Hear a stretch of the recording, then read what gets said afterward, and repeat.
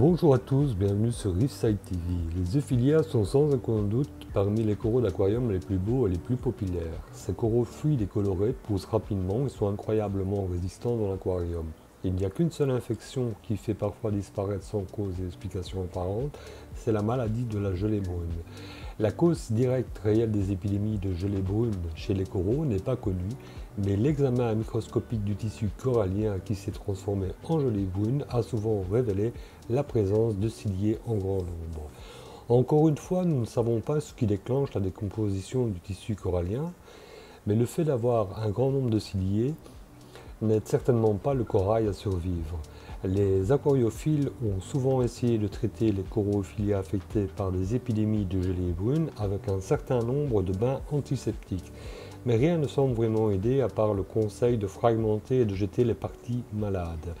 Cependant, certains ont récemment utilisé l'observation microscopique pour tester si les bains de DIP faisaient réellement quelque chose. Mais à part le processus mécanique de l'élimination de la boue, tous les produits testés sauf un ont des effets sur l'apparition voire la disparition des ciliés. Mais qu'est-ce que les ciliés? Les ciliés, ce sont des protozoaires unicellulaires caractérisés par la présence de cils vibratoires à leur surface à un instant de leur cycle de vie. Polyplap Reef Primer est un autre type de bain de DIP, décrit simplement comme des sels de potassium ayant des propriétés bactéricides, virucides et désinfectantes. Les expériences de bain avec Reef Primer de Polyplap représentent une solution pour le traitement général de la maladie de la gelée brune chez nos précieux coraux tels que les Euphilia.